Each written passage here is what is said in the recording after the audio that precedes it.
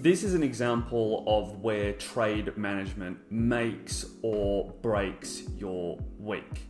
So this is a trade that we're currently still in, and is only our only valid trade, I should say, that came up on the 10th of March. So we're in it. Effectively, you could still get into this trade now or set a limit order yourself. But what we can see here is the beginnings of a range. Double tops, double bottoms in here. But the key factor is this area right here. Because we're trying to be going for 2 to 1s, right?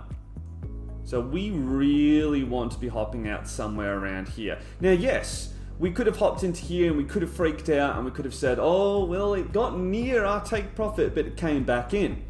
But what happens if we did that and it went up to a 1 to 2? Okay, so we're missing out on quite a bit of money there. And if we keep on doing that, what happens? Within 2, 3, 4 trades, we miss out on 20% of our total gains. So that means 20, 40, 60, 80. That's nearly our entire trade that we've got there. But if it comes down and it hits our stop loss down here, what have we lost? All of our money. Our losses stay the same, but our take profits don't, effectively. Now, this trade was trending for a very long period of time. It's got a really nice look. It has formed a higher high. It has formed a higher low. Even though we've got double bottoms here, we will have to wait and see. If it then forms a double top, guess what? It's ranging. We've got double tops and double bottoms, and then we can hop out. Even though the super trend has turned red, we can stay in this trade, we can see what it's going to do, and from there we can really make use of, well, our trade management. And of course, the natural formation of the market. If we're forming higher highs and higher lows, then the most likely outcome is we're going to come up here and do the same. Have we formed some sort of double top over here? Yes, but I think we could definitely come up here and make something a whole lot larger. So we stay in the trade.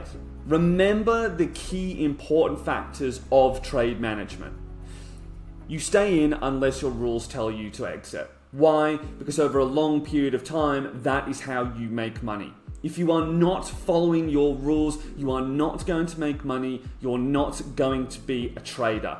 If you backtest a strategy and it tells you to do X, Y, and Z, and that equals 20, 30, 40% returns a year, you need to do exactly that.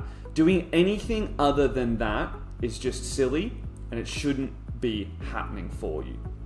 Anyway, guys, that's it from me, and I'll see you in the next one with the next signal. Bye.